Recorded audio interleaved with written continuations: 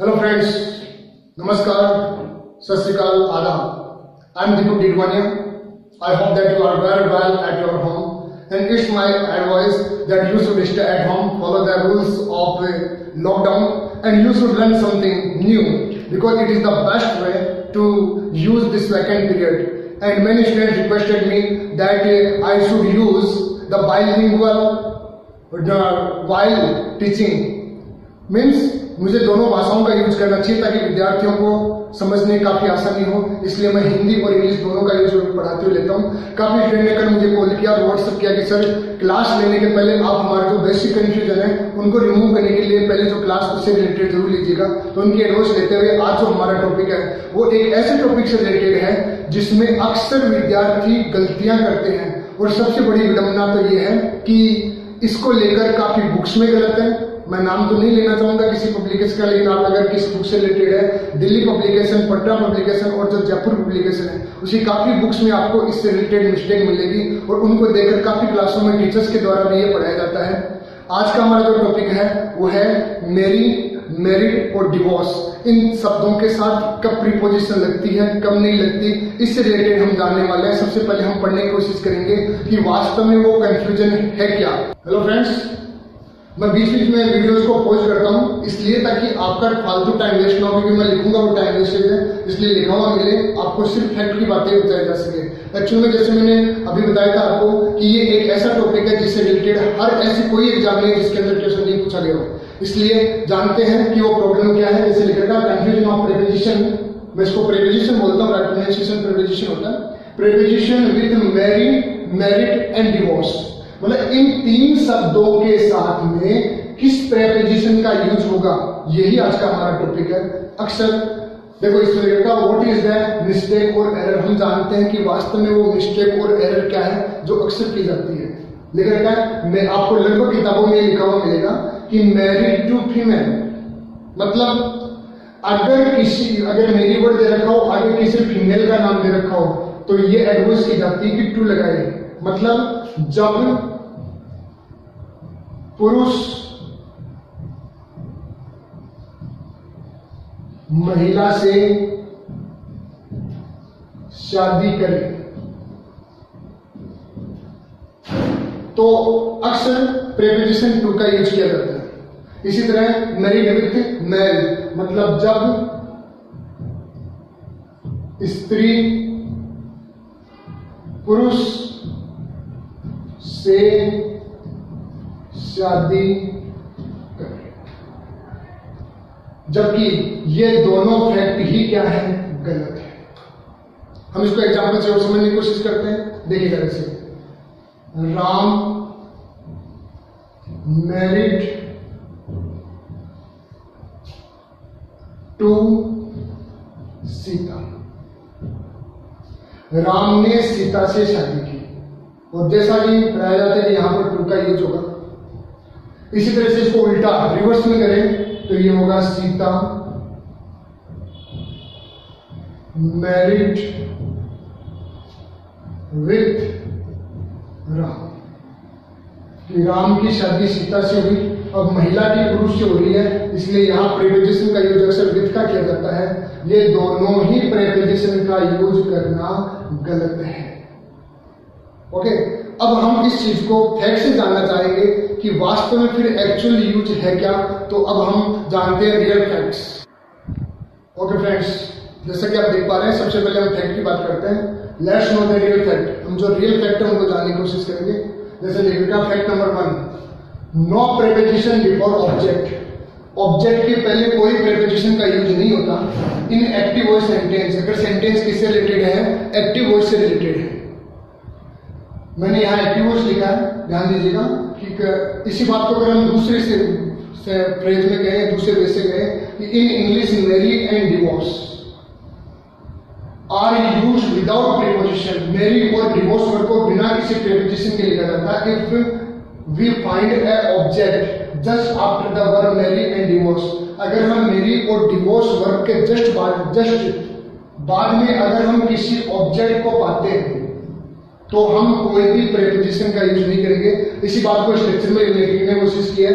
Mary दे रखा हो, married they रखा हो, या फिर मैरी का कोई रूप दे रखा हो, या फिर डिवोर्स वगैरह दे रखा हो, आगे कोई ऑब्जेक्ट दे रखा हो, कोई भी संबंध वाला कोई भी ऑब्जेक्ट दे रखा हो, तो नो प्रीपोजिशन, किसी प्रीपोजिशन का यूज नहीं होगा जब सेंटेंस किससे रिलेटेड है, एक्टिव वॉइस से रिलेटेड है। जैसे कि हम इसको एग्जांपल से समझते हैं कि रेखा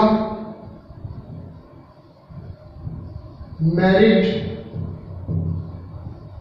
विथ ए बिजनेसमैन, रेखा ने एक बिजनेसमैन के साथ शादी की। अक्सर यहाँ पर विथ का यूज किया जाता है, जबकि अभी हमने इनफैक्ट को जाना कि रेखा वाक्य एक्टिव वॉइस का है, मेरिड वर्ड दे रखा है और आगे ये ऑब्जेक्ट दे रखा है। अब ये वाक्य एक्टिव वॉइस का है, ऐसी स्थिति में यहाँ विथ का यूज करना गलत होगा। अब हम इसको सही तरीके से लिखें तो वाक्य होगा रेखा मैरिड ए बिजनेसमैन। इसी तरह से एक मेल जेंडर से स्टार्टिंग करते हैं। जैसे एक वाक्य लेते हैं कि गोविंद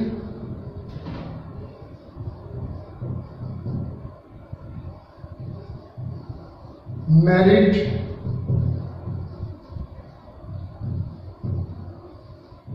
मनीषा। ये करेक्ट सेंटेंस है और इसमें गलती क्या की जाती है, गलती ये की जाती है कि अक्सर यहां पर क्योंकि पुरुष महिला से करा तो उस फैक्ट के अनुसार भी टू लगा देते हैं, जबकि यहाँ टू का यूज नहीं होगा। ये बिल्कुल करेक्ट सेंटेंस है कि गोविंद मैरिड मनीषा।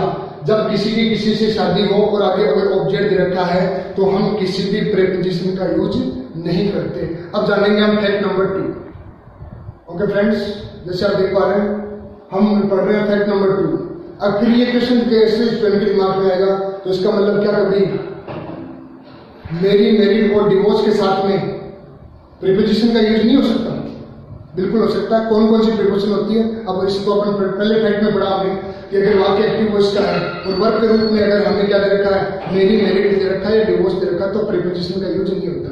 और दूसरा पढ़ते हैं कब प्रीपोजिशन का यूज होता है। यह फैक्ट नंबर 2 कि अगर वाक्य के वर्ब के रूप में गेट दे रखा हो या फिर इसके रूप में गेट्स, गेटिंग, इस टाइप का गेट का रूप दे रखा हो या फिर बिफॉर्म दे रखा हो। बिफॉर्म का मतलब है जैसे इज, एम, आर या फिर वॉज, वर, ये बिफॉर्म है। इसके बाद में अगर मेरिड वर्ड दे रखा है और यहाँ ब्लैंक दे रखा है और आगे कोई पर्सन या ऑब्जेक्ट दे रखा है तो किसका यूज होगा, टू का। अगर यहाँ पर्सन या ऑब्जेक्ट नहीं है तो यहाँ पे भी कोई प्रीपोजिशन का यूज नहीं होगा। तो देखिएगा मेरिड टू दे रखा है, इसको हम एक एग्जाम्पल से समझने की कोशिश करते हैं कि Sita got married blank Ram. Option 1 to, with, by, no preposition. अब देखिए ये सेकंड फैक्ट के रिलेटेड है। यहां दे रखा है, इसके बाद में बोट गेट का रूप आ गया, उसके बाद मेरिड दे रखा है, फिर ब्लैंक है, फिर आगे पर्सन ऑब्जेक्ट दे रखा है। ऐसी स्थिति में केवल टू का यूज होगा। अगर इसको उल्टा कर दें कि राम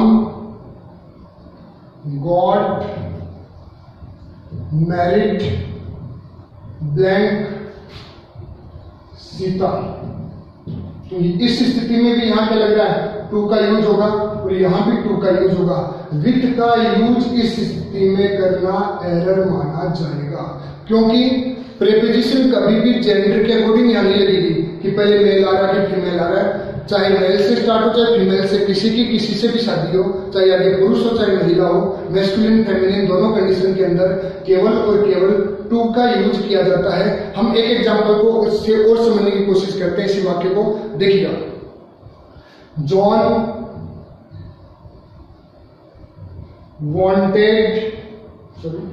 जॉन गॉट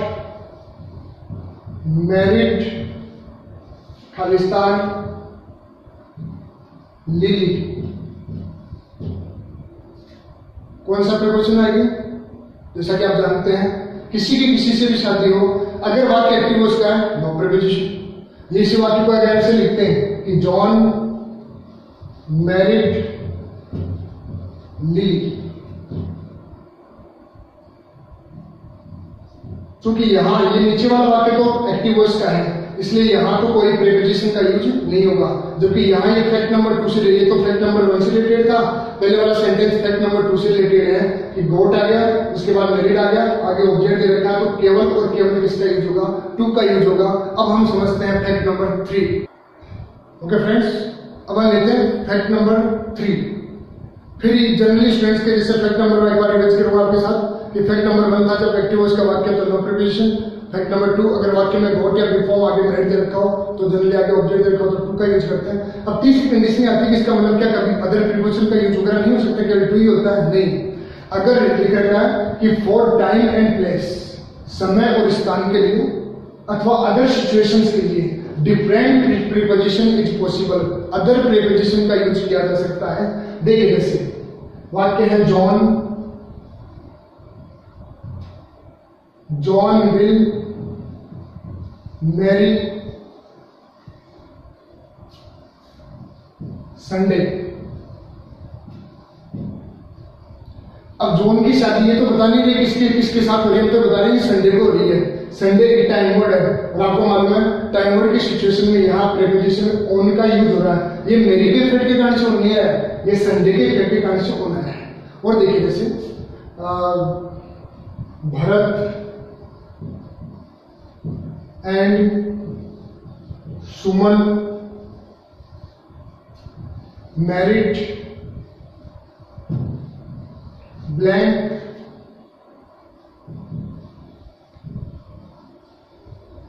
फरवरी, उनकी शादी फरवरी में हुई।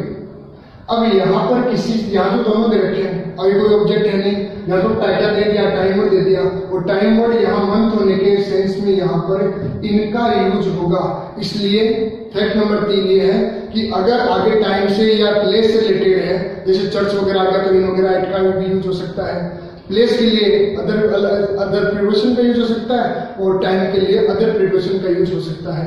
इसलिए आपने जाना फैक्ट नंबर 3। ओके फ्रेंड्स, अब लास्ट में जैसा आपके मेरे हिसाब से ये फैक्ट क्लियर हो चुके होंगे कब प्रिपरेशन लगती है, कब नहीं लगती, कब किन सिचुएशन में कौन कौन सी प्रिपरेशन का यूज होता है। कंक्लूजन के तौर पे हम डिस्कस करते हैं। फैक्ट हमने 1 की बात की जिसमें हम बात करते हैं कि अगर वाक्य एक्टिव वॉइस का है तो मेरी मैरिड और डिवोर्स के साथ किसी प्रिपोजिशन का यूज नहीं होता। फैक्ट नंबर 2, अगर गेट बिफॉर्म और आगे मैरिड वर्ड दे रखा हो और आगे अगर ऑब्जेक्ट दे रखा है तो प्रीपोजिशन का टू लगेगा, विथ लगाना एरर होता है। नंबर 3, मैरिड वगैरह के बाद में अगर टाइम वर्ड दे रखा है, प्लेस वर्ड दे रखा है तो उनके अकॉर्डिंग अदर प्रीपोजिशन का यूज हो सकता है। अब हम ये जानते हैं कि एक्चुअली ये प्रॉब्लम क्रिएट हुई क्यों, फिर कि भाई यहाँ विथ लगता है ये एक्स्ट्रा। जब मैंने इसको रिसर्च करने की कोशिश की तो मुझे इसके एक्चुअल में 2 रीजन फील हुए। इसके पीछे मूल रूप से 2 कारण हैं। पहला जो रीजन मुझे लगा ये गलती हुई, सबसे पहले मैं किसी पब्लिकेशन के बारे में बुराई नहीं करूंगा, क्योंकि अगर मैं भी कोई किताब लिखने की कोशिश करूंगा तो उसमें भी मिस्टेक हो सकती है। इनफैक्ट इस फैक्ट अगर मैं भी गलती करूंगा तो गलती कहलाएगी। इसलिए सबसे पहले ये गलती की है कि दिल्ली पब्लिकेशन और पटना पब्लिकेशन के राइटर्स ने वहां पर ये लिख दिया गया कि पुरुष की महिला से शादी हो तो महिला की पुरुष से शादी हो तो जेंडर के इफेक्ट के कारण से प्रीपोजिशन का चेंज हो जाता है, पर एक्चुअल में ऐसा नहीं होता। अब जब वो कॉपी की गई तो उसको देकर अदर पब्लिकेशन को कॉपी पेस्ट का काम किया, इसलिए ये गलती चलती गई। अब इनको देखकर काफी स्टूडेंट्स वगैरह, काफी टीचर्स ने भी क्या किया, अब यही पढ़ाना शुरू कर दिया। इसलिए मेरे हिसाब से ये 2 कारण हैं, पहले पब्लिकेशन के कारण से और दूसरा जो टीचर्स है। एक रीजन इसका और समझ में आता है कि हिंदी में हम किसी के साथ शादी करते, जैसे सुरेश की शादी रेखा से हुई, रेखा के साथ हुई, तो साथ के चक्कर में अक्सर हम विथ का यूज करने लग गए, जबकि हिंदी अलग चीज है, इंग्लिश का अलग फैक्ट है। इसलिए उस प्रभाव के कारण से हमने विथ का यूज करना शुरू कर दिया, जबकि मैरिड के साथ यहाँ पर विथ का यूज नहीं होगा। ओके फ्रेंड, मैं समझता हूँ कि ये इंफॉर्मेशन आपके लिए काफी यूजफुल रही होगी। डियर फ्रेंड्स, मैं भी जानता हूँ कि कई को अभी जो मैंने बताया वो कंफ्यूजन भरा होगा। फिर ये फैक्ट आते हम पढ़े कहाँ से, तो इसके लिए कैम्ब्रिज ऑक्सफोर्ड पब्लिकेशन की काफी बुक्स है, माइकल सेन है, इन सारे बुक्स को आप कंसल्ट कर सकते हैं, आपको रियल फैक्ट मालूम चल जाएगा। और अगर काफी स्टूडेंट की ये थी कि साहब हमारे साथ नहीं लिखा जाए, उनकी हेल्प के लिए हमने ये सारा मैटर आपको वेबसाइट के ऊपर भी अवेलेबल करा रखा है, जिसका लिंक नीचे दे रखा है। मैं आप सबसे रिक्वेस्ट करूंगा, इसी तरह के अगले कुछ इंटरेस्टिंग टॉपिक और आने वाले हैं जो आपकी जो अक्सर होने वाले जो मिस्टेक्स है उनको इम्प्रूव करेंगे। ये वीडियोस न केवल स्टूडेंट्स के लिए यूजफुल है, हर उस बंदे के लिए यूजफुल है जो इंग्लिश को काम में लेता है और अक्सर ऐसी गलतियां करता है। तो हम सबसे पहले गलतियों से रिलेटेड रिलेटेड काम मिलेंगे। और आपसे प्लीज एक रिक्वेस्ट करूंगा, इस वीडियो को ज्यादा से ज्यादा शेयर करें, लिंक करें, सब्सक्राइब करें और बेल आइकन को दबाना ना भूलें ताकि आपको इजीली मेरा वीडियो अवेलेबल हो जाए। Thank you so much. नमस्कार।